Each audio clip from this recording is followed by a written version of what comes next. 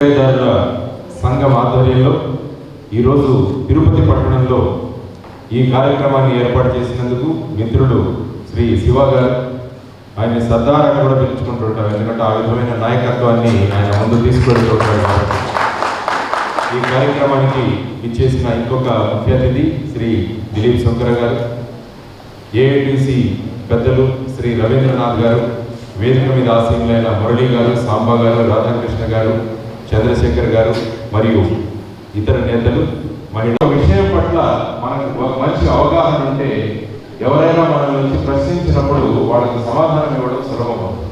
మీకు ఏ విధమైన రక్షణ కల్పించబడింది?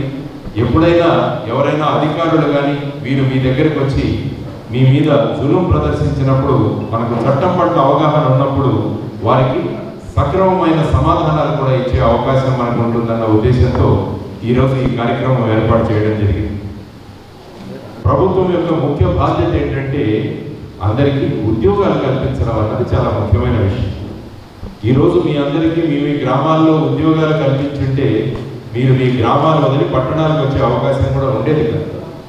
అందువల్ల మీ ఉద్యోగాలు మీరే వెతుక్కుంటూ మీరు ఇక్కడికి వచ్చారు. వచ్చిన తర్వాత గౌరవంగా బతకడం చాలా అవసరం. లేకుంటే ఏమవుతుంది, చాలామంది దొంగతనాలు ఏవైనా నేరాలు చేసి వాళ్ళ జీవితాలు సాగిస్తుంటారు. కానీ మీరు గౌరవంగా బతకాలి అన్న ఉద్దేశంలో గ్రామాలు వదిలి ఈ పట్టణ ప్రాంతానికి వచ్చి ఇక్కడున్న ప్రజలకు మీరు సహాయం చేస్తున్నారు. అది ముఖ్యంగా మీరు అనుకోవాల్సిన విషయం. ప్రభుత్వానికి ఇంకొక బాధ్యత, మీ అందరికీ నైపుణ్యాలు కూడా ఇవ్వాల్సింది, కానీ నైపుణ్యాలు ఇవ్వడంలో ప్రభుత్వాలు ఫెయిల్ అయ్యాయి. నైపుణ్యాలు లేకపోవడం వల్ల మీరు వచ్చి ఈ ప్రాంతంలో స్థిరపడాల్సి వచ్చింది. మీకే కనుక నైపుణ్యాలు ఉంటే ఎక్కడెక్కడో వెళ్ళి ఉద్యోగాలు చేసుకునేవారు. అందువల్ల మొన్న అమిత్ షా గారు మాట్లాడుతూ లోక్సభలో ఒకసారి వినండి ఆయన స్పీచ్. ఆయన ఏమన్నాడంటే పకోడీలు వేసుకోవడం కూడా ఒక వృత్తి అని ఆయన చెప్పాడు. మరి ప్రభుత్వం ఉద్యోగాలు కల్పించాల్సిన ప్రభుత్వం ఈ విధంగా మాట్లాడుతున్నప్పుడు మీరు ఖచ్చితంగా మీ ఉద్యోగాలు మీరే వెతుక్కుంటూ మీ ఉద్యోగాలు గౌరవంగా చేస్తూ ఇంకా కొంతమందికి ఉపాధి కల్పిస్తున్నందుకు ప్రభుత్వం మీకు ధన్యవాదాలు తెలియజేయాలి మొదటి. ఎందుకంటే మొత్తం భారతదేశం వీధి విక్రయదారులు ఉన్నారు, 1 కోటి మంది మొత్తం భారతదేశం. అందులో ఉత్తర 5 లక్షలు ఉన్నారు.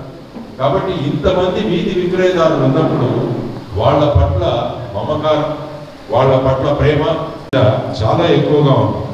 అందువల్ల ఇవన్నీ మనం చూసుకుంటూ ఇదంతా కూడా అసంఘటిత రంగం కింద వస్తుంది. అంటే మనం ఫ్యాక్టరీలో పనిచేసే వాళ్ళు వీళ్ళందరూ కూడా సంఘటితంగా ఉంటారు, యూనియన్స్ ఉంటాయి. రవీంద్రనాథ్ గారు చెప్పారు, మొత్తం వీధి విక్రయదారులందరినీ కూడా ఏఐటీసీ వాళ్ళు ముందుకు వచ్చి వాళ్ళు ఒక సంఘంగా ఏర్పడి ఏదైనా అన్యాయం జరిగినప్పుడు పోరాడే విధంగా మిమ్మల్ని తయారు చేశారని చెప్పి ఆయన చెప్పడం జరిగింది. ఎందుకంటే సంఘటితంగా ఉంటేనే మనం ఏదైనా విజయాన్ని సాధించగలం. అందుకనే చెబుతారు, మన దగ్గర ఒక ఊరు ఉందట, ఒక గ్రామం. ఆ గ్రామం ఎత్తడానికి ప్రయత్నించడం కుదరకపోవడం. అందువల్ల ఒకరోజు గ్రామం వాళ్ళంతా నిర్ణయించుకున్నారట, అందరం కలిసి వెళ్ళి ఆ బిడ్డ పట్టరాయిని ఎత్తుదాం. అందరూ కలిసి వెళ్ళి ఆ రాయిని తీసేశారు అక్కడి నుంచి. అది సంఘటిత శక్తికి ఉన్న గొప్ప ప్రభావం. ఎందుకంటే వల వేశాడు. వల వేసినప్పుడు అన్ని పావురాలు కలిసి ఒక్కసారి ఎగిరి ఆ వలతో పాటు ఎగిరిపోయాయంట అక్కడికి. అది సంఘటిత శక్తికి ఒక ఉదాహరణ. చాలా సులభం. కాబట్టి ముఖ్యంగా ఏఐటీసీ వాళ్ళకి నేను ధన్యవాదాలు తెలియజేస్తున్నాను. మీ అందరికీ కూడా ఒక తాటికి తీసుకొచ్చి మన మీద జరుగుతున్న అన్యాయాలు కానీ మనకు కావాల్సిన వసతులు ఏం కావాలి అన్న దాని గురించి ప్రభుత్వానికి కానీ మున్సిపల్ అథారిటీలకు కానీ పోలీసు వారికి కానీ తెలియజేయడానికి. ముంబైలో పనిచేసిన వాళ్ళకి మీరు ముంబై చూసారో లేదో తెలియదు, కానీ దాదర్ అనే ఒక ప్రదేశం ఉంది. దాదర్లో వెళ్తే అక్కడ మొత్తం కూడా వీధి విక్రయదారు, ఎవరు కూడా షాపులకు వెళ్ళరు కొనుక్కోవడానికి. వారందరూ కూడా మన దగ్గరికి వస్తారు. మన దగ్గర కొద్దిగా ప్రాఫిట్ వేసుకొని కొద్దిగా లాభాలు వేసుకొని అతి తక్కువ రేట్లో మనం ఇస్తాం. అదే కనుక షాపుకు వెళ్తే వాళ్ళు చాలా లాభం వేసుకొని ఒక పంచ లుంగి కొనుక్కోవాలంటే బయట మీకు 20 రూపాయలు అయితే షాపులోకి వెళ్తే 30 రూపాయలు అవుతుంది. అంటే తమ లాభం కూడా ఆలోచించకుండా అందరూ బాగుండాలన్న ఉద్దేశంతో పనిచేస్తున్న వాళ్ళు మీరు. అటువంటి వాళ్ళని ఈరోజు నేను మాట్లాడడం నిజంగా నా అదృష్టంగా. తర్వాత ఎక్కడైనా మార్కెట్ ఉంటే అంత దూరం నేను పోవాలి, నేను కారు వేసుకుని పోవాలి, లేకుంటే బస్సులో పోవాలి, ఆటోలో పోవాలి. కానీ వీధి విక్రయదారుల వల్ల ఏమవుతుందంటే నా వీధిలోనే నాకు దొరుకుతుంది. నేను ఒక 4 అడుగులు వేస్తే చాలు ఇంటి నుంచి నాకు దొరుకుతుంది. నేను మహిళలు చాలామంది మార్కెట్లోకి పోవాలంటే ఇబ్బందులు పడతారు. కాబట్టి వాళ్ళ వీధిలో కూరగాయలు కానీ పళ్ళు కానీ వస్తే వాళ్ళు అక్కడే కొనుక్కుంటారు. కాబట్టి ఇవన్నీ కూడా పట్టణ ప్రాంతంలో ఉన్న వాళ్ళకి మీరు అందిస్తున్న సేవలు. అందువల్ల మీరు లేకుండా పట్టణ ప్రాంతం వాళ్ళు బతకలేరు. ఒకరోజు మనం ఆలోచించుకుందాం, మనం అందరం ఒక 2 రోజులు మానేద్దామని. ఎంత కష్టాలు పడతారు అందరు. కానీ వాళ్ళు కష్టాలు పడతారని మనం ఆలోచిస్తూ మన కష్టాలను సహిస్తూ మీరు వాళ్ళ కోసం సేవలు చేస్తున్నారు. అది ముఖ్యంగా గమనించాల్సిన ప్రధానమైన అంశం. కాబట్టి అటువంటి త్యాగదనులు మీరు ఎవరైతే ఉన్నారో వారందరికీ కూడా ఇది జరగాలి. కానీ చాలా మంది కొంతమంది ఏం ఆలోచిస్తుంటారంటే మీ వల్ల ఆటంకాలు కలుగుతున్నాయి అంటారు. మా రోడ్లో వీళ్ళ బండ్లు పెట్టారు కాబట్టి మేము వెళ్ళలేకపోతున్నాం. ఇవి ఉన్నాయి, మన పేమెంట్ ఉంది, ఫుట్పాత్ ఉంది, దాని మీద పెట్టుకొని వ్యాపారం చేస్తున్నారు, దానివల్ల మేము వెళ్ళలేకపోతున్నాం. ఇవన్నీ కూడా కొంతమంది ఆలోచిస్తుంటారు. కానీ చాలామంది ఏమంటారంటే ఇది న్యూసెన్స్ అని చెప్పి మిమ్మల్ని తొలగించడానికి కూడా ప్రయత్నిస్తుంటారు. సడన్గా మున్సిపాలిటీ వాళ్ళు వచ్చేస్తారు, వాళ్ళు రాగానే మన బండ్లన్నీ కూడా మనం ఎక్కడికో తీసుకుని వెళ్ళిపోతాం దొంగల్లాగా. తర్వాత వచ్చేసి పోలీసులు వచ్చి మిమ్మల్ని అక్కడి నుంచి వెళ్ళిపోమంటుంటారు. కాబట్టి అప్పుడు కూడా మనం బాధలు పడతాం. ఈ విషయాల్లో అనేక వస్తువులు మనం కింద పడిపోతాం.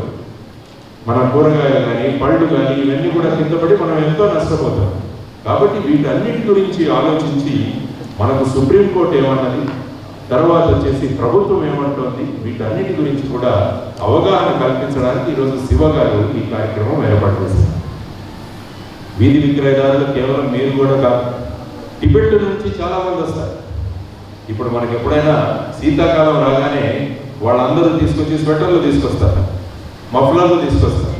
ఇవన్నీ కూడా వేరే దేశాల నుంచి వచ్చిన వాళ్ళు కూడా ఇక్కడ అమ్ముకుంటారు. అంటే ఇది చెప్పాల్సిన ఉద్దేశం ఏంటంటే పట్టణాల్లో ప్రజలు ఆనందంగా బతుకుతున్నారు అంటే దానికి ప్రధానమైన కారణం మీరు అని చెప్పి మన బాధ్యతను మన గొప్పతనాన్ని గుర్తు చేయడానికి ఈరోజు రావడం జరిగింది. ఆ తర్వాత మీరు చూసుకుంటే ఇన్ని సేవలు అందిస్తున్నా కూడా మీకు అవమానాలకు గురి అవుతున్నారు.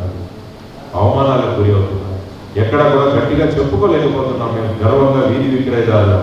అంటే ఎప్పుడైతే మనకు గౌరవం ఉంటుందో సమాజంలో అప్పుడు మనం గట్టిగా చెప్పుకోగలం.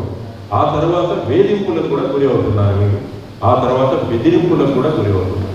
ఈ 3 మనకు జరుగుతున్న ముఖ్యమైన సమస్య: అవమానాలు, వేధింపులు, బెదిరింపులు. ఎవరి దగ్గర నుంచి? మున్సిపల్ వాళ్ళ దగ్గర నుంచి, పోలీసు వారి దగ్గర నుంచి కూడా మనకు ఈ విధమైన సమస్యలు ఎదురవుతున్నాయి. కొంతమంది మీ దగ్గర లంచాలు కూడా అడుగుతున్నారు. ఇక్కడ బండి పెట్టాలంటే నాకు నెలకింది, ఇక్కడ ఈ వీధిలో నువ్వు నడపాలంటే నాకు నెలకింది. ఆ విధంగా మిమ్మల్ని లంచాలు అడిగేవాళ్ళు కూడా ఉన్నారు. కాబట్టి ఇటువంటి అన్యాయాలు, ఇటువంటి వేధింపులు, ఇటువంటి బెదిరింపులు మన మీద ఉంటే మనమేం చేయగలము అని ఆలోచించడానికి ఈరోజు ఈ మీటింగ్ పెట్టడం జరిగింది అన్నమాట. కాబట్టి మన సమస్యలు ఏంటో మనకు తెలుసు. ఈ సమస్యలను పరిష్కరించుకోవడానికి మనం ఏం చేయాలి అని చెప్పేసి ఈరోజు ఆలోచించుకోవాల్సిన ప్రధానమైన ఉద్దేశం. ఆ తర్వాత ఇంతకు ముందే నేను చెప్పాను, చాలా సమయం రోడ్ల మీద ఉంటాం. ఎండలు చూడండి ఎంత ఎక్కువ ఉన్నాయో. ఈ సంవత్సరం ఇంకా ముందు వచ్చింది. తిరుపతి అంటే ఎండలకు చాలా ఫేమస్. ఈ సంవత్సరం ఇంకా ఎండలు ఎక్కువగా ఉండబోతున్నాయి. అయినా కూడా ఎండలు ఎక్కువ ఉన్నాయి కదా అని మీరు ఎండలో కూర్చొని రోడ్డు మీద ఉదయం నుంచి సాయంత్రం వరకు కూర్చొని ఉంటారు. దీనివల్ల అనేక ఆరోగ్య సమస్యలు వస్తున్నాయి. మనకి అసిడిటీ వస్తుంది, బీపీ వస్తుంది, తర్వాత వచ్చేసి టీబీ వ్యాధులు కూడా మనం గురి అవుతుంది. ముఖ్యంగా తల్లులు ఇక్కడ కూర్చున్నారు, వాళ్ళు ఎక్కడైతే ఈ వీధి విక్రయాలు చేస్తుంటారో ఆ ప్రాంతంలో వీళ్ళకు సరి అయిన బాత్రూములు కానీ టాయిలెట్ ఫెసిలిటీలు కూడా లేవు. దానివల్ల వీళ్ళకు కిడ్నీస్ వ్యాధులు ఇటువంటివన్నీ కూడా వస్తుంటాయి. మూత్రాశయానికి సంబంధించిన వ్యాధులు ఇవన్నీ కూడా చాలా ఎక్కువగా ఉన్నట్టు మన రికార్డులో ఉంది. అందువల్ల మనం సంఘటితంగా ఉంటే ఈ సమస్యలు ఏవైతే ఉన్నాయో వాటికి మనం పరిష్కారాలు ఎదుర్కోవాలి అన్నది ఈ మీటింగ్ యొక్క ప్రధానమైన ఉద్దేశం. నీళ్లు తాగితే మనకు బాత్రూమ్ ఫెసిలిటీ లేదు, దానివల్ల ఎక్కడ పోతామని నీళ్లు తాగిపోయేసరికి ఒళ్ళంతా కూడా డీహైడ్రేషన్ పెట్టడం కూడా అవసరం. కాబట్టి ఇవన్నీ కూడా మనం అడగాలంటే చట్టం ఉందని వాళ్ళకు చూపించాలి. నేను కూడా ప్రభుత్వంలోనే పనిచేశాను. ఎన్ని చట్టాలు ఉన్నాయో చాలా తక్కువ అవగాహన ఉంటుంది. దిలీప్ గారు కూడా ఉన్నారు, ఆయన న్యాయవాది, ఆయన కూడా చట్టాలు తెలుసు. కానీ దేశంలో ఎన్ని చట్టాలు ఉన్నాయంటే ఎవరికి ఇన్ని చట్టాల మీద అవగాహన ఉండదు.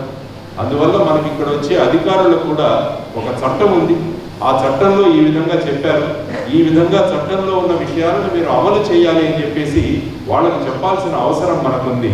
కాబట్టి వాళ్ళను కూడా మనం ఎడ్యుకేట్ చేయాలి, వాళ్ళకు కూడా మనం అనేక విషయాలు చెప్పాలన్న ఉద్దేశంతో ఈ సభ ఏర్పాటు చేసుకోవడం జరిగింది. తర్వాత భారత రాజ్యాంగం గురించి కూడా ఒక 2-3 విషయాలు మాట్లాడాలి.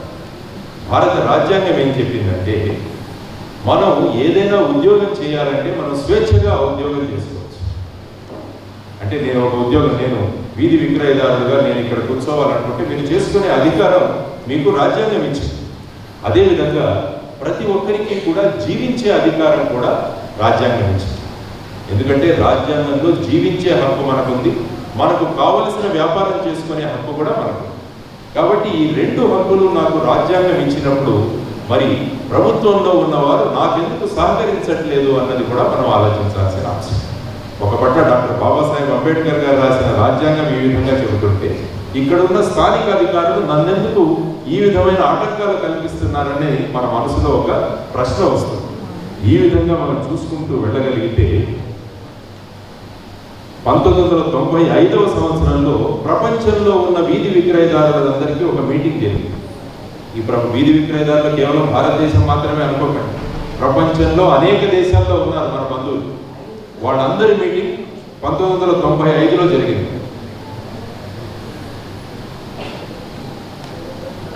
దానికి ముందు బాంబే సిటీలో 1985వ సంవత్సరంలోనే సుప్రీంకోర్టు జడ్జిమెంట్ ఇచ్చింది.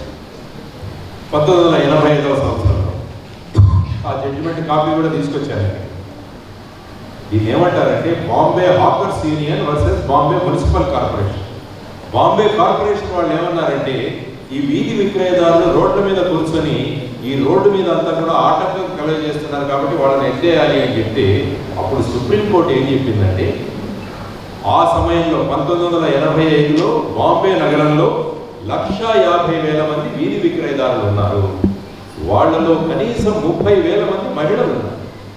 కాబట్టి ఇటువంటి వాళ్ళు వ్యాపారాలు చేసుకుంటున్నప్పుడు వాళ్ళను వెళ్ళిపోమని మీరు ఎలా చెబుతారు అని చెప్పి సుప్రీంకోర్టు వాళ్ళను ప్రశ్నించి వీళ్ళ కోసం మీరు అనేక వసతులు కల్పించండి అని చెప్పి సుప్రీంకోర్టు చెప్పడం జరిగింది. అప్పుడు మొదలైంది వీధి విక్రయదారులు అంటే సమాజంలో ఒక జీవించే ఒక వ్యక్తులు. సమాజం బాగుండాలంటే, సమాజంలో వస్తువులు మీకు తక్కువ రేట్లో రావాలంటే ఈ వీధి విక్రయదారులు లేకుంటే పట్టణాల్లో నివసించే పేదవారికి చాలా కష్టం అవుతుందని చెప్పేసి ఈ జడ్జిమెంట్ ఇవ్వడం జరిగింది. తరువాత 1989వ సంవత్సరంలో ఇంకొక జడ్జిమెంట్ కూడా వచ్చింది.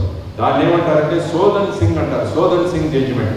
ఇవన్నీ మీకు ఎందుకు చెప్తున్నానంటే రేపు ఎవరైనా వచ్చినప్పుడు సోదన్ సింగ్ జడ్జిమెంట్ మీకు తెలుసా అనండి, భయపడతాడు కదా. అంటే ఈ మనిషికి ఏదో కొంచెం తెలుసు ఎక్కువ మనకన్నా. అది లేకుండా సార్ మీరు ఏం చెప్తే అది చేస్తారంటే ఏం చేసి ఇక్కడ చెల్లిపోమండి. కాబట్టి మనం అడగాలి. బాంబే హాకర్స్ అసోసియేషన్ జడ్జిమెంట్లో ఈ విధంగా చెప్పారు, సోదన్ సింగ్ జడ్జిమెంట్లో సుప్రీంకోర్టు ఇట్లా చెప్పిందంటే ఎదురుగా వచ్చిన ఆఫీసర్ కూడా భయపడతాడు, ఇతనికి ఎక్కువ నాలెడ్జ్ ఉంది. కాబట్టి నేను శివ గారికి తర్వాత రవీంద్రనాథ్ గారికి నేను చెప్పేది ఏంటంటే ఈ జడ్జిమెంట్ల గురించి ఒక పేజీలో ఒక చిన్న రిపోర్ట్ తయారు చేసి మీ అందరికీ ఇస్తే వ్యాపారం లేనప్పుడు ఇది చదువుకుంటూ ఉంటాడు. ఇవి పట్టేయాలి. ఎవరైనా రాగానే సోదన్ సింగ్ అన్నారు, బాంబే హాకర్స్ 1985 అన్నారు, ఆటోమేటిక్గా భయపడతాడు. కాబట్టి ఎప్పుడైతే మనకు జ్ఞానం ఉందో ఎదుటివాడు భయపడతాడు. మనం ఎప్పుడైతే జ్ఞానాన్ని తగ్గించుకుంటామో ఎదుటివాడు మన మీద జులుం చలాయిస్తాడు. అందువల్ల ఆ విధమైన ప్రయోగం, దానికి కావాల్సిన చిన్న రైటర్ కూడా తయారు చేసి మేము ఇస్తాము. ఆ తరువాత 2010వ సంవత్సరంలో కూడా ఇంకొక జడ్జిమెంట్ వచ్చింది, అది కూడా మీకు తెలియాలి. ఆ 2010లో వచ్చిన judgment Gaindaram versus municipality of Delhi, ఢిల్లీలో జరిగిన మున్సిపాలిటీ జడ్జిమెంట్, అది కూడా ఉంది మన దగ్గర. కాబట్టి ఈ 3 జడ్జిమెంట్లు కనుక మీరు చూస్తే సుప్రీంకోర్టు ఏం చెప్పిందంటే వీధి విక్రయదారులకు తగిన గౌరవం దొరకాలి, వీధి విక్రయదారుల సమస్యలు ప్రభుత్వం పరిష్కరించాలి, వాళ్లకు ఎక్కడెక్కడ వ్యాపారం చేసుకోవాలో ఆ వ్యాపారంలో ఉన్న ప్రదేశాలను నిర్ణయించాలి, వాళ్ళందరికీ రిజిస్ట్రేషన్ సర్టిఫికేట్లు ఇవ్వాలి, వాళ్లకు ఐడెంటిటీ కార్డ్స్ ఇవ్వాలి, టౌన్ వెండింగ్ కమిటీస్ అన్నవి ఉండాలి. టౌన్ వెండింగ్ కమిటీస్లో 50% మంది సభ్యులు వీధి విక్రయదారులు ఉండాలి, అందులో మహిళలు ఎక్కువ సంఖ్యలో ఉండాలి అని చెప్పేసి ప్రభుత్వాలు ఈ చట్టాలు నిర్ణయించింది. మరి ఈ చట్టాలు నిర్ణయించినప్పుడు ఆ విధంగా జరుగుతుందా లేదా అని చూడాల్సిన బాధ్యత కూడా ఈ సంఘాల మీద ఆధారపడి ఉంది. సంఘాలు వెళ్ళి ప్రశ్నించాలి. ఎందుకంటే మీరు చూసుకుంటే ఒక చట్టం చేశారు, మీరు ఇక్కడ చూస్తున్నారు, వీధి విక్రయదారుల బ్రతుకు తెరువు రక్షణ మరియు క్రమబద్ధీకరణ చట్టం 2014. ఇది ఆ చట్టం. ఈ చట్టంలో అనేక విషయాలు రాశారు, మనం ఏం చేయాలి, ప్రభుత్వం ఏం చేయాలి అని. కాబట్టి ఆ విధమైన చట్టం ఉన్నప్పుడు ఆ తర్వాత మళ్ళా ఆంధ్రప్రదేశ్ ప్రభుత్వం 2016లో ఒక స్కీమ్ తయారు చేసింది. ఆంధ్రప్రదేశ్ స్ట్రీట్ వెండింగ్ స్కీమ్ అని 2016లో ఒకటి తయారు చేసింది. తర్వాత 2017లో దీనికి సంబంధించిన నియమాలు కూడా ఇంత పెద్ద పుస్తకం అనుకుంటున్నారు, ఇంత పెద్ద ఇది తయారు చేసి. కాబట్టి ఇన్ని చట్టాలు ఇన్ని నియమాలు మనతో పాటు ఉన్నాయి. ఉన్నప్పుడు వీటి అమలు చేసుకోవడానికి మనం అంతా కలిసి పనిచేయాలి అన్నది మనం ఆలోచించాల్సిన అంశం. కాబట్టి నేను మీకు చెప్తున్నది ఏంటంటే, ఇప్పుడు మనం చదువుకున్నాడంటే భయపడతాం. మీ పిల్లల్ని చూస్తే మీరు భయపడతారు, ఎందుకంటే మీకన్నా ఎక్కువ చదివారు. అందువల్ల ఎప్పుడైతే మనిషి చదువుకుంటాడో ఎదుటివాడు భయపడతాడు. కాబట్టి ఈ అన్ని విషయాలు మీకు ఒక ట్రైనింగ్ క్లాసులాగా పెట్టాలని చెప్పేసి నేను శివ గారిని రవీంద్రనాథ్ గారిని కోరుతున్నాను. చిన్న చిన్న గ్రూపుల్లో మీకు ట్రైనింగ్, మన హక్కులు ఏంటి, మనం ఏ విధంగా పోరాడాలి, మనకున్న బాధ్యతలు ఏంటి, మన బాధ్యతలు కూడా తెలుసుకోవాలి. ఉదయం 10 నుంచి సాయంత్రం 6 వరకు చేయాలంటే మనం అప్పటి వరకే చేయాలి. ఆ తర్వాత అక్కడ ఉన్న సామాన్లన్నీ తీసుకుని వెళ్ళిపోవాలి. ఆ తర్వాత ఆ ప్రాంతాన్ని శుభ్రంగా ఉంచాలి. ఆ ప్రాంతంలో ఉన్న రోడ్డంతా కూడా మూసివేయబడకుండా మనం కాపాడుకోవాలి. ఇవన్నీ కూడా మన మీద బాధ్యత. హక్కులు ఎప్పుడైతే మాట్లాడతామో బాధ్యతల గురించి కూడా మాట్లాడతాం. నాకు హక్కు ఉందని నేను ఏం చేసినా చేయొచ్చని మనం మాట్లాడగలం. అప్పుడు ఏమవుతుందంటే ప్రజలు మీ వెంట ఉంటారు, ప్రజలు మీ వెంట ఉంటారు. రేపు ఏదైనా జరిగితే మీతో పాటు ప్రజలు కూడా రావాలి. వీళ్ళు లేకుంటే మేము బతకలేము అని ప్రజలు ఎప్పుడైతే చెబుతారో అప్పుడు ప్రభుత్వాలు కూడా భయపడతారు. ఎందుకంటే ప్రజలు ఎప్పుడైతే మీ వెంట ఉన్నారో వాళ్ళ ఓట్లకు ఏమవుతుందని చెప్పేసి ప్రభుత్వాలు కూడా భయపడతారు. అందువల్ల ప్రజల మన్ననలు పొందడం కూడా మన బాధ్యత. అది ఎప్పుడు సాధ్యమవుతుందంటే మనం ఖచ్చితంగా సరిగా మాట్లాడడం, వాళ్ళతో సరి అయిన గౌరవం ఇవ్వడం, మన దగ్గర కొనుక్కోవడానికి వచ్చిన వాళ్ళతో సరిగా మాట్లాడటం, ఇవన్నీ కూడా చాలా ముఖ్యమైన అంశాలు. ఎప్పుడైతే మనం ఈ విధంగా ప్రవర్తిస్తామో మీరంటే గౌరవం ఏర్పడటం, మీరంటే ఒక ఆదరణ ఏర్పడటం. అప్పుడు ఏమవుతుందంటే మీ శక్తికి ఇంకా సంఘటిత శక్తి ఏర్పడుతుంది. కేవలం ఏఐటీయూసీ మాత్రమే పోరాడదు మీకోసం. తిరుపతిలో ఉన్న ప్రజలందరూ కూడా మీకోసం పోరాడడానికి వాళ్ళు ముందుకు వస్తారు. ఆ విధంగా మనం ఆ వాతావరణాన్ని మనం తయారు చేసుకోవాలి. దానికోసం మనం ఎలా మాట్లాడాలి, మన సర్టిఫికేట్ డిస్ప్లే చేయండి. మీరు ఎక్కడైతే మీరు అమ్ముకుంటున్నారో అక్కడ మీకు మున్సిపాలిటీ ఇచ్చిన సర్టిఫికేట్ ఏదైతే ఉందో దాన్ని అక్కడ పెట్టండి. ఒక లామినేట్ చేసి దాన్ని ఇక్కడ పెట్టండి. మీ ఐడెంటిటీ కార్డ్స్ మీ మెడలో వేసుకోండి. కార్డు వేసుకొని తిరుగుతుంటారు. వాళ్ళు ఎంత గర్వంగా తిరుగుతుంటారు అంటే అందరికీ తెలియాలి మేము కంప్యూటర్ కంపెనీలో పనిచేస్తున్నాం. అదేవిధంగా మీరు కూడా ఐడెంటిటీ కార్డు వేసుకొని గర్వంగా తిరగాలి. ఎస్, నేను వీధి విక్రయదారుగా పనిచేస్తున్నానని మన పట్ల మనకు గౌరవం ఉండాలి. మన పట్ల మనకు గౌరవం ఉంటే ఎదుటివాడు మనల్ని గౌరవిస్తాడు. మన గౌరవం పెరగాలంటే ముందు నా మీద నాకు గౌరవం ఉండాలి. నా మీద నాకు గౌరవం ఉన్నప్పుడు ప్రజలు కూడా మనకు గౌరవం ఇస్తారు. కాబట్టి నేను మరి ఒకసారి శివ గారికి రవీంద్రనాథ్ గారికి చెప్తున్నది ఏంటంటే, కంప్యూటర్ కంపెనీలో పనిచేసే సాఫ్ట్వేర్ ఉద్యోగులు ఏ విధంగా ఐడెంటిటీ కార్డు వేసుకొని తిరుగుతారో మన వీధి విక్రయదారులు కూడా ఆ విధంగా ఐడెంటిటీ కార్డు మెడలో వేసుకొని తిరగాలి. మనం చేయాలి. మరి ఐడెంటిటీ కార్డు ఇచ్చారా లేదా అన్నది ఒక ప్రశ్న. ఐడెంటిటీ కార్డు ఉన్నాయా? అందరికీ ఇచ్చారు. ఎక్కడ పెట్టుకుంటాం మనం? అవి షాప్లో ఉన్నాయా? ఉండవు. ఉంటాయా? మా తల్లులు అక్కడ లేవంటున్నారు, ఇంట్లో పెట్టుకొని వస్తాం. జిరాక్స్ కాపీ ఒక సంక్షేమ బోర్డు అన్నది ఉండాలి అన్నది చాలా మంది. ఆర్మీలో పనిచేసే వాళ్ళందరికీ ఆర్మీ వెల్ఫేర్ బోర్డు అని ఉంటుంది, సంక్షేమ బోర్డు. అదేవిధంగా భవన నిర్మాణ కార్మికులకు వాళ్ళ సంక్షేమ బోర్డు. కాబట్టి అదే విధంగా మనకు వీధి విక్రయదారులు, వీధి వ్యాపారులకు కూడా ఏముండాలి? సంక్షేమ బోర్డు ఏముండాలి? కాబట్టి మనకేం కావాలో మనకు తెలియాలి. కాబట్టి మీరు ఎవరైనా ప్రెస్ వాళ్ళు ఇప్పుడు మమ్మల్ని అడుగుతారు, రేపు మిమ్మల్ని వచ్చి అడిగితే మేము చెప్పాలి మా అందరికీ సంక్షేమ బోర్డు ఉండాలి. ఎందుకంటే మేము మున్సిపాలిటీకి డబ్బులు కడతాము ప్రతి నెల, ప్రతి సంవత్సరం, ప్రతి నెల కట్టాలా, రోజువారీ వసూలు. కాబట్టి రోజువారీ వసూలు మీరు కడుతున్నప్పుడు ఎంత ఆదాయం ఉంటుంది అక్కడ, ఆ ఆదాయం నుంచి మాకు ఒక సంక్షేమ బోర్డు కట్టాలి, ఆ ఆదాయం నుంచి తల్లులకి మాకు బాత్రూములు కట్టాలి, తర్వాత మా అందరికీ మెడికల్ టెస్ట్ చేయాలి, మాకు హెల్త్ ఇన్సూరెన్స్ చేయాలి.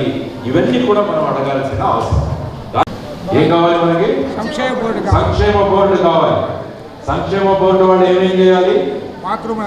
మహిళలకు బాత్రూములు కట్టాలి, తర్వాత మనకు ఆరోగ్యం మెడికల్ చెకప్, ఇవన్నీ కూడా మనం అడిగితే అప్పుడు ఏమవుతుందంటే మన పరిస్థితులు మెరుగవుతాయి. కాబట్టి ఆ విధంగా మీరు పనిచేయాలని చెప్పేసి నేను. ఇంకొక ముఖ్యమైన సమస్య ఏమైందంటే ఈ చట్టాలను చాలా మంది అమలు చేయట్లేదు. చాలా ఇంతకుముందే శివ గారు అన్నారు, చట్టాలు ఉన్నా కూడా వీటి పట్ల అవగాహన లేదు, వీటిని ఎవరు అమలు చేయట్లేదు అని.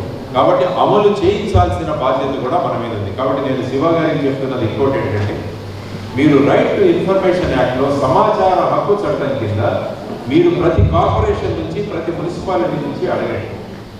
మీ పట్టణంలో టౌన్ వెండింగ్ కమిటీ ఉంటే ఆ టౌన్ వెండింగ్ కమిటీ యొక్క లిస్టు మాకు ఇవ్వండి. తర్వాత ఈ టౌన్ వెండింగ్ కమిటీ ఎన్నిసార్లు మీటింగ్ ఉంది, ఆ మినిట్స్ ఆఫ్ ది మీటింగ్ మాకు ఇవ్వండి. ఎన్ని రిజిస్ట్రేషన్లు మీరు ఇచ్చారు అది ఇవ్వండి. ఎన్ని ఐడెంటిటీ కార్డులు ఇష్యూ చేశారు ఇవన్నీ మాకు ఇవ్వండి. ఎప్పుడైతే మనం ప్రభుత్వాన్ని అడగడం మొదలు పెడతామో అప్పుడు ప్రభుత్వం మేల్కొంటుంది. మనం అడుగుతుంటే ప్రభుత్వం హాయిగా ఉంటుంది, వీళ్ళేం అడగట్లేదు. కాబట్టి మనం ప్రతిరోజు ఒక ప్రశ్న వేసి వాళ్ళ దగ్గర నుంచి సమాధానాలు రాబట్టాలి. అప్పుడు వాళ్ళకి తెలుస్తుంది మనం పని చేయట్లేదు, అప్పుడు పని చేయడం మొదలు పెడతారు. కాబట్టి ఆ విధంగా కూడా మనం చేసుకోవాల్సిన ఆవశ్యకత ఎంత ఉంది. అసలు భారతదేశంలో కాబట్టి చూడండి, 300-350 రూపాయలు అంటే మనం మొత్తం మన పిల్లలందరూ చదువుకోవాలి, ఆ తర్వాత మనం ఇళ్ళు నడపాలి. ఇవన్నీ కూడా ఇంత తక్కువ రేట్లో మీరు ఎలా నడుపుతున్నారు అనేది కూడా చాలా ముఖ్యమైన విషయం. అందువల్ల దాంట్లోనే మనం వెళ్ళి హాస్పిటల్లో చూపించుకోవాలి, వైద్య ఖర్చులు ఉంటాయి, మన పిల్లల చదువుల ఖర్చులు ఉంటాయి. మరి ఎక్కడ బతుకుతున్నామా? దానికోసం మన సంక్షేమ బోర్డు అన్నది మనం తెలుసుకోవాలన్నది మీరు ప్రధానంగా ఆలోచించాలని నేను మిమ్మల్ని కోరుకుంటున్నాను. యాక్చువల్గా ముంబై నగరంలో అయితే రోజుకు మన వీధి వ్యాపారులకు మిగిలేది కేవలం 20 రూపాయలు మాత్రమే. 20 రూపాయలే వాళ్ళకి లాభం.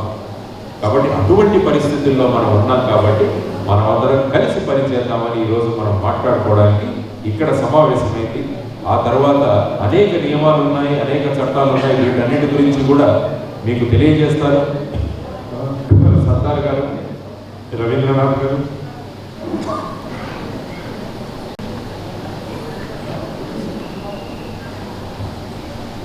సో ఆ విధమైన వాతావరణంలో కాబట్టి నేను ఫైనల్గా మీకు చెప్పబోయే 2-3 విషయాలు ఏంటంటే, మనం గర్వంగా జీవించాలి, మన వృత్తి పట్ల మనకు అభిమానం ఉండాలి, మనమంతా సంఘటితంగా ఉండాలి.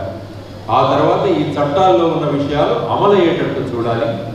ఆ తర్వాత మన కోసం ఉన్న ఏవైతే ప్రభుత్వం చేయాల్సిన పనులు ఉన్నాయో ఆ పనులు మనం చేయించుకోగలగాలి.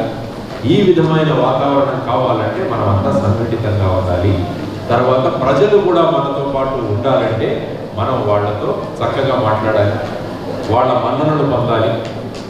ఆ విధంగా మనం ముందుకు వెళ్ళగలిగితే ఏమవుతుందంటే ఖచ్చితంగా మీ సమస్యలు పరిష్కారం అవుతాయి. మీ సమస్యలు పరిష్కారం అవడంలో నేను ఏం చేయాలో చెప్పండి, అది చేయడానికి నేను సిద్ధంగా ఉన్నానని మీకు తెలియదు. నా వంతు కర్తవ్యంగా నేనేం చేయాలి, నేను మీతో పాటు మున్సిపల్ ఆఫీస్కి రమ్మంటే వస్తాను, మున్సిపల్ కమిషనర్ గారితో మాట్లాడాలంటే మాట్లాడాలి, మున్సిపల్ మంత్రి గారితో మాట్లాడాలంటే మాట్లాడదాం, వెళ్ళి ఈ విధంగా ఉన్నాయండి, ఈ ప్రాంతాల్లో ఈ విధమైన సమస్యలు ఉన్నాయి, కాబట్టి ఈ విధంగా చేయండి అని చెప్పేసి మనం అడుగుతాం. మనకు దిలీప్ గారు కూడా ఉన్నారు, ఆయన గొప్ప న్యాయవాది. ఆయన మన సమస్యలను కోర్టు దగ్గరికి కూడా తీసుకెళ్ళారు, హైకోర్టులో వాదించగలరు, మనకు న్యాయం కల్పించగలరు. కాబట్టి ఇటువంటి వ్యక్తి కూడా మనతో పాటు ఉన్నారు. కాబట్టి మనం ఏ విధంగా భయపడాల్సిన అవసరం మనకు లేదు. కాబట్టి మనం అందరం కూడా కలిసికట్టుగా మన చట్టాల్లో ఉన్న విషయాలు, మన మీద జరుగుతున్న అన్యాయాలు, మన మీద జరుగుతున్న దౌర్జన్యాలు, వీటన్నిటి కూడా ఆపుకుంటూ మనం అందరం కలిసి పనిచేద్దాం. త్వరలో ఆంధ్రప్రదేశ్ రాష్ట్రం వీధి విక్రయదారులకు, వీధి వ్యాపారులకు ఒక మంచి రాష్ట్రం అని చెప్పేసి మనమంతా ఆ విధమైన భావాలు మనం తీసుకురావాలి. రేపు భారతదేశంలో అంతా కూడా ఈ చట్టాల అమలు ఎక్కడ బాగుగా ఉంది అంటే ఏం చెప్పాలి? వాళ్ళు ఏ రాష్ట్రంలో బాగుందని చెప్పాలి? ఆంధ్రప్రదేశ్లో ఉందని చెప్పాలి. దానికోసం మనం అందరం కలిసి పనిచేస్తాం. అందుకనే నేను సర్దార్ గారికి చెప్పాను, ప్రతి ముఖ్య ప్రాంతాల్లో ఇటువంటి మీటింగ్లు పెట్టండి, తర్వాత ట్రైనింగ్ ప్రోగ్రాంలు పెట్టండి. ట్రైనింగ్ ప్రోగ్రాంలు బట్టి ప్రతి ఒక్కరికి కూడా ఒక చిన్న బుక్లెట్ ఇవ్వండి, చిన్న 2-3 పేజీలు. ఆ 2-3 పేజీలు చదువుకుంటూ ఉండండి. అందులో మనకు చట్టంలో ఉన్న మన బాధ్యతలు, చట్టం ఏం చేయాలో అన్న విషయాలు, తర్వాత ఇంకా అనేక విషయాలు, సుప్రీంకోర్టు ఏం చెప్పింది, చట్టాల్లో ఏం చెప్పారు, ఇవన్నీ కూడా కనుక మీకు తెలిస్తే సరే అప్పుడు ఏమవుతుందంటే మనం సంఘటితంగా పని చేస్తున్నప్పుడు మనకు కూడా ఆనందం కలుగుతుంది, మనకు కూడా అనిపిస్తుంది ఒక మంచి పని మనం చేస్తున్నాము అని చెప్పేసి. కాబట్టి అటువంటి వాతావరణం అందరం కలిపి మనం ఏర్పరచుకుందామని తెలియజేస్తూ మరి ఒకసారి వీధి విక్రయదారుల జీవనోపాధి రక్షణ క్రమబద్ధీకరణ చట్టం ఏదైతే ఉందో 2014 దాన్ని అమలు పరిచేటట్టు, దానిలో ఇప్పుడు కూడా మీరు చూస్తే ఢిల్లీ హైకోర్టులో ఇంకా నడుస్తారు. మున్సిపల్ కార్పొరేషన్ ఢిల్లీ వాళ్ళు కూడా ఈ చట్టం సరిగా నడపట్లేదు. దానివల్ల ఈ రోజు కూడా ఇంకా హైకోర్టులో కేసులు నడుస్తాయి. అందువల్ల ప్రభుత్వాలు ఇది ఎందుకు చేస్తున్నారు అన్నది కూడా మనం ఆలోచించాలి. కాబట్టి వీటన్నిటికీ కూడా పరిష్కారాలు మనం తీసుకొద్దాం, మనం అందరం కలిసి పనిచేద్దాం. దానికోసం మీకు కావాల్సిన అనేక విషయాలు, అనేక సందర్భాల్లో ఏ విధంగా మీరు ప్రవర్తించాలి, ఏ విధంగా మనం ప్రభుత్వాన్ని అడగాలి, వీటన్నిటి గురించి కూడా రాబోయే కాలంలో మనం మంచి చర్చలు చేసుకుంటూ మనం ఒక మంచి సంఘటనగా, ఒక గొప్ప సంఘటనగా, ఎందుకంటే ఏఐటీసీ లాంటి సంఘటన మన వెనకాల, ఎందుకంటే ఎంతో చరిత్ర ఉన్న సంఘటన, వారు కనుక మన వెనకాల ఉంటే మన సమస్యలు ఏవైతే ఉన్నాయో అవి ఖచ్చితంగా పరిష్కారం అవుతాయి అన్నది నాకు అనిపిస్తుంది. కాబట్టి మీరందరూ కూడా కలిసి ఉండండి, విషయాల గురించి తెలుసుకుంటూ ఉండండి. మిగతా రాష్ట్రాల్లో ఏ విధంగా ఈ చట్టం అమలు జరుగుతుందని ఒక చిన్న స్టడీ గ్రూప్ కూడా మనం పంపించాం. మన దగ్గర నుంచి ఒక 3-4 కలిసి మనం దగ్గరున్న తమిళనాడులో పోయి చూసాం ఈ చట్టం ఎలా అమలు జరుగుతుంది. తల్లి టీ అందరికి వస్తుందమ్మా చూడండి, ఎందుకంటే మన పక్కనే ఉంది. తర్వాత కర్ణాటకకి వెళ్ళి చూద్దాం, ఇంకొంతమంది ఢిల్లీలో వెళ్ళి ఒకసారి చూద్దాం, కొంతమంది వెళ్ళి బాంబేకి వెళ్ళి చూద్దాం. కాబట్టి వివిధ రాష్ట్రాల్లో ఈ చట్టం ఎలా అమలు అవుతుంది, అక్కడ ఏ విధమైన సంక్షేమ బోర్డులు ఉన్నాయి, వాళ్ళు ఏ విధంగా వీళ్ళకి పనిచేస్తున్నారని ఇవన్నీ తయారు చేసుకొని ప్రభుత్వానికి ఒక నివేదిక ఇద్దాం. తమిళనాడులో ఈ విధంగా ఉంది, బాంబేలో ఈ విధంగా ఉంది, ఢిల్లీలో ఈ విధంగా చేస్తున్నారు, ఉత్తరప్రదేశ్లో ఎట్లుంది, కర్ణాటకలో ఇలా ఉంది అని మనకు చెబితే అప్పుడు ఈ ప్రభుత్వం కూడా మనకు చేయాలి అన్న ఉద్దేశంతో ఖచ్చితంగా చేస్తుంది. కాబట్టి అదొక చిన్న స్టడీ గ్రూప్ అన్నది కూడా ఏర్పాటు చేయమని నేను రవీంద్రనాథ్ గారిని విన్నవించుకుంటున్నాను ఆయనకు. కాబట్టి ఈరోజు అనేక విషయాలు మాట్లాడుతున్నాం. మనం అనేక విషయాల్లో రాబోయే కాలంలో ఏం చేయాలన్నది కూడా మనం చర్చిద్దాం. రాబోయే కాలంలో ఈ మార్పు అన్నది మనకు తిరుపతి నుంచి మొదలవ్వాలని మనం అంతా నిర్ణయించుకుంటాం. మన తిరుపతి కేంద్ర బిందువు అవ్వాలి, వీధి విక్రయదారుల యొక్క కేంద్ర బిందువు తిరుపతిలో అవ్వాలి. ఎందుకంటే ఇటువంటి నాయకులు ఉన్నారు, మనలందరినీ ముందుకు తీసుకెళ్లే శివ ఉన్నారు మనతో పాటు. కాబట్టి వాళ్ళ మార్గదర్శనంలో మనం అంతా ముందుకు వెళదామని మీ అందరికీ తెలియజేసుకుంటూ ఈరోజు ఇంతమందిని కలిసే అవకాశాన్ని మీరందరూ కల్పించారు. దానికి కూడా మీ నుంచి కూడా అనేక విషయాలు మేము నేర్చుకున్నాం. ఆ నేర్చుకున్న విషయాలతో మన అందరి జీవితాలు బాగుండే విధంగా మనం ముందుకు వెళదామని నేను ప్రతిపాదిస్తూ మరొకసారి సర్దార్ శివ గారికి, రవీంద్రనాథ్ గారికి మీ అందరికీ కూడా కృతజ్ఞతలు తెలియజేసుకుంటూ సెలవు తీసుకుంటున్నాను. నమస్కారం.